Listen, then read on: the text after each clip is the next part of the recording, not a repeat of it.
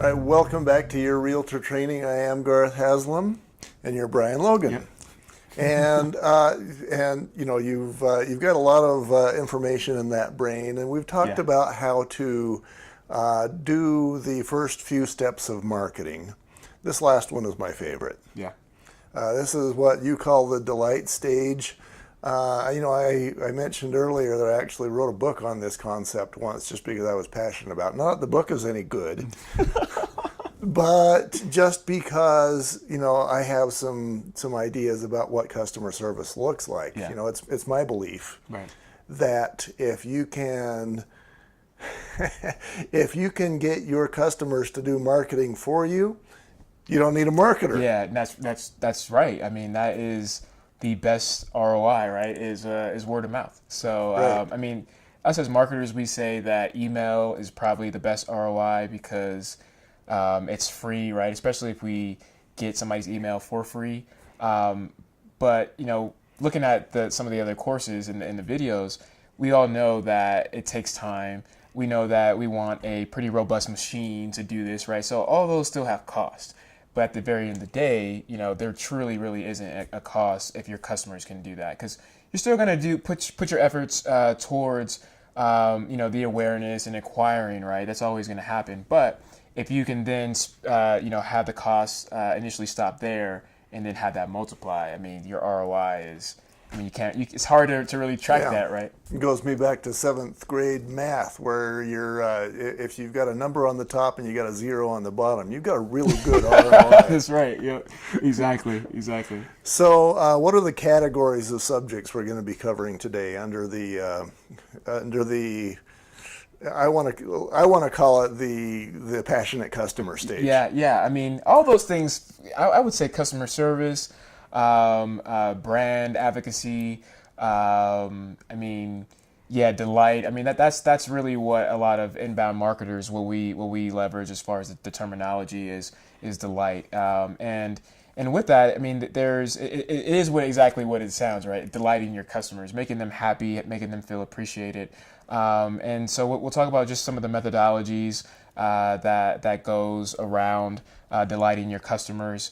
We will bring a little bit more of that customer service, aspect into it, because in order to, really delight your customers, you can't really fake that, right? You have to, kind of like you said, have that passion for your customer. And I think with real estate agents in this industry, you naturally have that anyway. Obviously with sales, you kind of get the rush, and we're competitive as sales guys, but to put somebody in a home and know that you helped out is pretty cool feeling. And so there's some tools, as always, to help automate things and to help do essentially your job for you as far as delighting. And so we'll talk about that. We'll talk about strategies, different ways to delight customers. And just provide a whole bunch of resources and tools for agents to pick and choose which way they want to go down. I got a semi-related story, as I always do. It's my job to throw you off. Right. So I'm going back in my career previous to becoming a home inspector about 3 million years ago, and I was designing rocket motors. And I showed up to work one day and I realized either my work doesn't get used and I wasted my time, or millions of Russians died. Either or. That's a tough one. Which one would you want? Yeah, why am I here at work? Do I want the million Russians to die? But the point is, I found out, and I was a little bit surprised about this about myself, that I needed to have more than a paycheck. Yeah. And you as the realtor, and actually me as the home inspector, you can very directly see how you're affecting somebody's life for the better. Yep. And so be grateful for that, I guess, is what I'm saying. No, I agree with you. And, it's very interesting when you can kind of go through maybe the day-to-day and the motions of your 9-to-5 job, so to speak. But if you have essentially found maybe your industry or your calling, or maybe this is just something that you want to do for the next maybe 10 years, maybe it's not your true passion, At the very end of the day, not a lot of people in the industries get to have a direct effect and impact on somebody's life, right? And if that could mean putting them in the right home, if that means maybe it's their first home, right? Maybe there's some certain goals that they have involved with buying a house. If that means, hey, I got other family members that I'm trying to take care of, and so I need a bigger home. Whatever the case is, you definitely have an impact on literally somebody's life, right? Because this is, what they do when they wake up, where they're going to spend a lot of the time, and where they're going to go to sleep. So it's definitely a blessing. That is definitely the case. And how easy is it for you to instill passion in them, and at the same time instill passion in yourself as the realtor, by just giving them killer service? Oh yeah, exactly. And that's really the bottom line, right? I mean, when you look at a referral program, so to speak, a lot of companies say, let's start a referral program, and how do we do this? And it really starts with customer service. Because you have a good product and a good service, essentially it should speak for itself. But in the day that we live in, 2017, all the digital interference, I would say, that we have, social media, etc., you don't really get too much of that anymore, right? Especially with some of the younger generation, the millennials, how they are seeing referrals is through social media, or maybe even Google, right?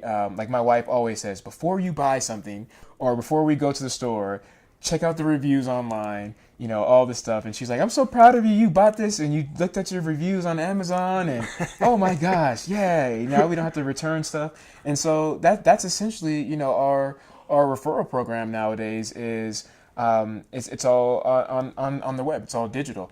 And so if you have that good product, you have that good service, and they, experience that, and they understand that it's genuine, they have no problem with going to Google and writing a review, or going on social media and maybe even taking a picture, right, of that product or that service. In this case, a home. What better product to really show is that. And so that will happen just by default, but there are still some ways that us as marketers can push that, and we can kind of give them a little shove, like we've been doing this whole time, right, from the awareness days all the way on. But now, even though they have sold, or we've signed a contract, they've closed on their house, we've got commission in our pockets, that's still a lifelong client, and that's the great opportunity for this industry, right? Is hopefully somebody that buys a home in maybe their 20s, or it doesn't really matter when, I guess, but hopefully when somebody buys a home, that's and from you, maybe hopefully they buy another one, right? And so whenever that time is, and there are some tips and some tricks and strategies within the industry to kind of help that as well. Yeah, and we're going to talk about those, but it's funny for me, from my background, sometimes I'll show up and $400 is the default rate for the home inspection, and then sometimes when somebody really needs maybe a meth test, there goes another $150. And somebody just wrote me a check for $550. And I was there sometimes less than 2 hours. And I honestly feel embarrassed to take that much money for that little bit of time. Yeah. And so I kind of, take the check. Yeah. And then they go, thank you so much for what you did for me today. And I thought, wow. Yeah.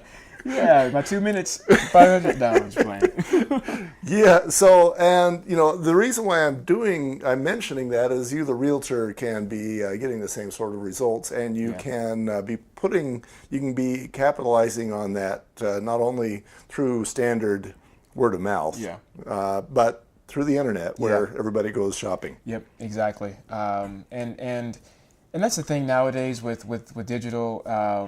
It's hard for me to try to put some type of referral program together if you don't really have a strong sense of digital and really the power for it, which is why we've created this course.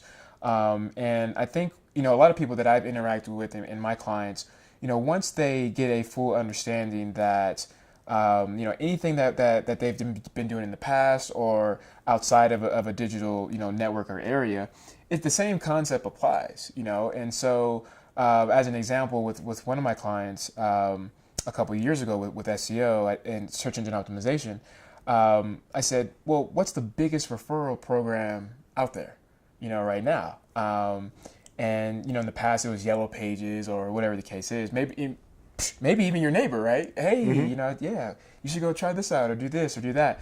But now, even it's so funny, the world we live in, we don't even get too much of that anymore from neighbors. And so the biggest one is really Google. And if you think about how somebody is searching on Google, they're literally asking Google a question. When you go to Google, you say, what's the best, dentist, or who's the best, real estate agent in Salt Lake City. And think if I were to, stop from that keyword search and go knock on the door. Hey, just wanted to see if you knew any real estate agents in Salt Lake City, or maybe do you have a dentist that you can recommend me? It's the same thing, right? It's the same concept. It's just now done in a digital way, in a digital network, and it's a lot easier in some cases because we don't have to get up and walk 2 feet to the door, right? Because we're lazy as human beings. But yeah, I mean, and I give that example the most because it allows people to kind of sit back and go, wow, this isn't as complicated or crazy as possible. And for the guy who's really good at delighting the customer or passionate customers, you can potentially just get flooded with clients. Oh, yeah. So we're going to talk about how to do that in the next segment. We'll be right back.